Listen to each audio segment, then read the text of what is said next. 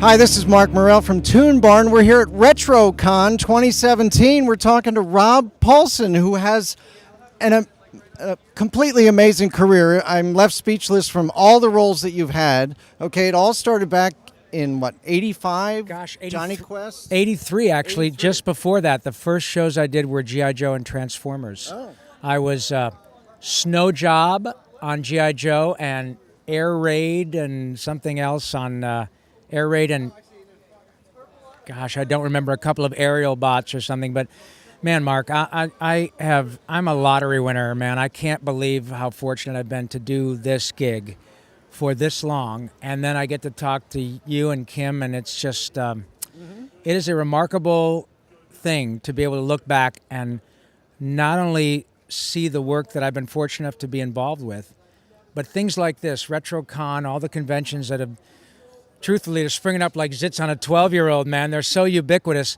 But really, were it not for these events and the kindness of people like you to do shows like this, I never, and I can speak on behalf of other folks who do what I do, we would not have known the extent to which these characters have had such an enormous effect on people. Oh, yeah. And it's not about money or ratings or action figures. I mean, in terms of the connection with the actors, it is a pure reflection of joy and love for these characters. I never would have known that, so thank you for having me. Yeah, so you're talking about Yakko. Yakko and Animaniacs and Pinky and the Brain, and look, Kim is laughing. Either that or she has gas, could be that. But either way, they make a lovely response.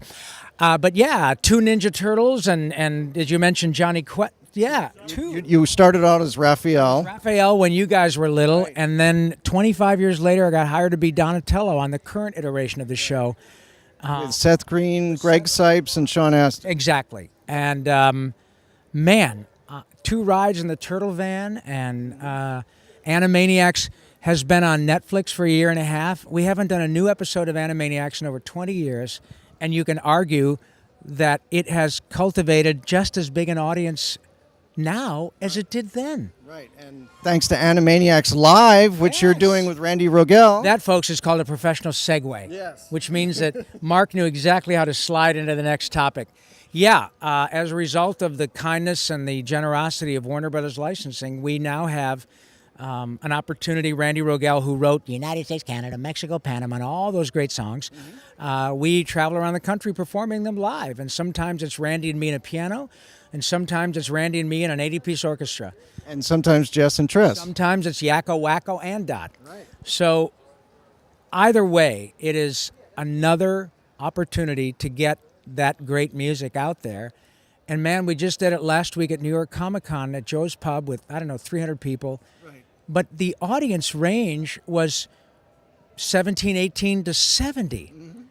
And I'm telling you, man, it is mind-blowing how people have embraced this show 20 years later. And I think it's a testament to Steven Spielberg and Tom Ruegger and the folks who created it, because they knew precisely what they were doing. And they knew that if they didn't condescend to the audience, if they assumed the audience would get it, that years later it would end up being like their version of Looney Tunes or Rocky and Bullwinkle, and it holds up really well. Yeah, we love it. Thank you.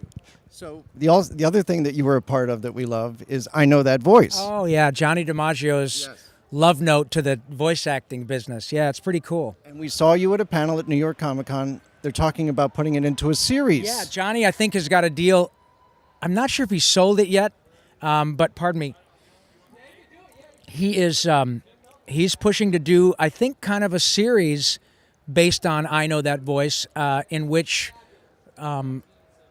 either weekly or monthly they might go to a recording session and see, how it goes. And I have to tell you, I think we even mentioned this in the panel. We always have said to ourselves, whether it's DiMaggio or Mark Hamill or Tress or E.G. Daly or Jess Hart, whoever it is, we're looking around going, this is the show. Right. Us being at work with each other is the frickin' show. Because that's what I'd love to see. Oh, man. And and that's what Johnny's series, I think, will do. It will give people kind of a backstage glimpse into how the recording sessions go. And I'm telling you, man, it is exactly what you would think. It is funny. All these incredibly gifted actors who are fearless. They don't care what they look like. They don't care how they sound. It's about being creative. Right. And so I think Johnny's show will give you a glimpse into that. It's a great idea. Yeah. Yeah. And I would tune into it every week if you guys kept on talking about tune things. into it. Yes. You would TUNE tune in for the tunes. Yeah. Thank you, buddy. Right. Because we actually got to sit in on a recording session with Andrea Romano Which show? at Soundworks for Voltron Legendary Defender. Great. Well, and Andrea just retired. Yes. So we got to do that just before that. Man, well, you hit the nail. You really hit the jackpot, because when you can work or see Andrea do her thing with those actors, man, that doesn't happen very often. Right. And you've had several of those actors on your podcast, right? You actually recorded your podcast with Josh Keaton from Soundworks. You're in the lobby. I brought my in the computer waiting in. room. Yeah, because well, and it's interesting how that whole thing has really kind of morphed. My podcast, Talkin' Toons, did start completely, probably like you guys, as a labor of love. Yes, exactly. It's a passion. There's no money in this, man. You know, Zero budget. yeah, and I'm doing it for the same reasons you guys do it, because I'm passionate about it. And listen, the actors that I get a chance to work with on a regular basis are so gifted. But I think, as you would probably agree, they are utterly unpretentious. There's no attitude, no big ego vibe, because we get that, we don't draw them and we don't write them. Right. And the characters are famous, not us. Now, as a result of the kindness of people like you, more and more people pay attention to who we are, and I get recognized, and that's wonderful. I would be lying if I said I didn't like it when people make a fuss over me. But it's the characters who are famous, and it's the characters who have a special place in the hearts of millions of people. And the truth is that the voice actors, we get the glory. So any time that we have a chance to do things like this, or do a podcast, it really is a privilege. And my little podcast has really grown. Well, I'm on Nerdist. Nerdist. And now we're on camera. Yes. And I do it every Tuesday. Last Tuesday we did 2 back-to-back. I had Lorraine Newman and Seth Green. Yeah. And next week Troy Baker's going to be on. And I've had Billy West and DiMaggio. And I think we've done 15 or 16, and it'll keep going. Can I just say, a few years ago, you did a podcast with Mark Hamill. Oh, man. And It was at his home. Right. Yeah. And at the He time, wouldn't shut up. He went on for like an hour and 45 minutes. his dog was there. And his dog, yeah, it was great. And the thing about it is that at the time, it was one of your longest podcasts, because it went on like 2 hours. Yeah. So for you, it's just a conversation with somebody that you can live up all your joys as a voice actor, because they've lived the same thing. Yeah. And Mark, as you know, Mark's a geek, a total card-carrying, proud member of the geek culture. Oh, yeah. Man, at his home, he's got so much cool collectible stuff. I mean, cereal boxes and action figures and really obscure stuff, but he is into it. And what I love about Mark is, here's a guy who is inarguably one of the biggest celebrities in the history of the movie business, and totally embraces the geek culture, totally embraces the fans. And the only reason that Mark can't come and hang out at these things every weekend is because he really wouldn't be able to move 2 feet, right? And that is a testament to, of course, his talent and his gifts. Yeah. But it is really, truly only limited by the fact that he is who he is. Right. He would be here in the middle of all this stuff, but nobody would be able to move, because it's just madness when he's around. Right. But his heart is right in the middle of all this geek culture, and him and his beautiful wife Mary Lou and Chelsea and Nate and Griffin, his kids, they're just the most delightful family.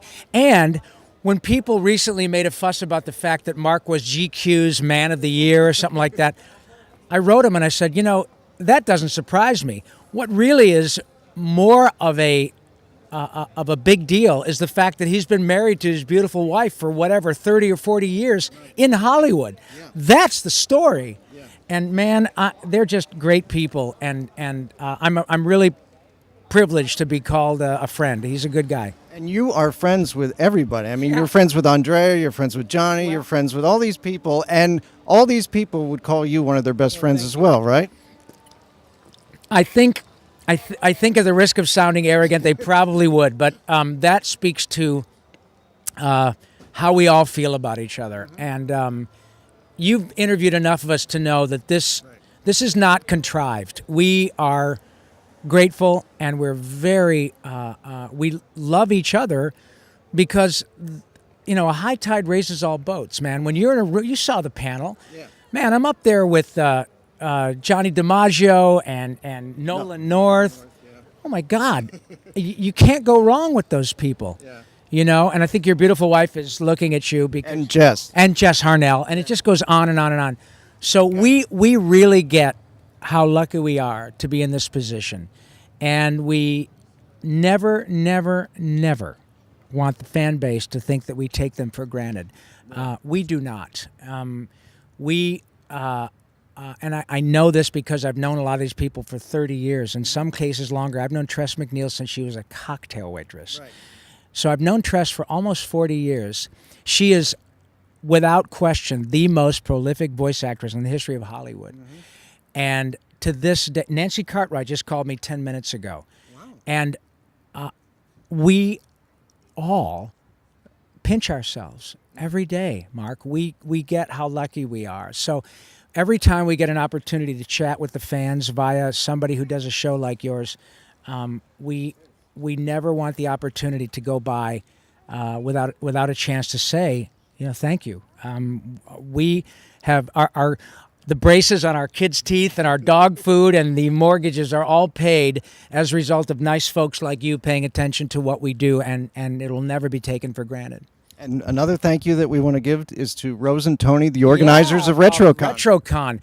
I had never met them before. This is my first time here in the greater Oaks, Pennsylvania area. And man, what a lovely group of people, man. It never stops. I don't care where we go. These people are so sweet. They'll wait in line forever to tell you how much they love Animaniacs or Mighty Max or Biker Mice from Mars, and sometimes they get tearful. And that is an unquantifiable gift. I will never be able to express what that means to all of us, that folks take the time to say that. And often they drive 4 or 5 hours, and they pay money to get in here, and they stand in line, and then they meet you, and they start to tear up. Man, I don't even know how to tell you what that means to us. And then the fact that you and Kim give us the chance to say this again. I mean, I've met you at San Diego, all over the rock. And thank you for taking the time to chat, man. It's a beautiful thing. You're welcome. Thank you very much for joining us on ToonBarn. Not at all, man. Thank you. And Narf, and I mean that from the bottom of my pink little heart. Bye.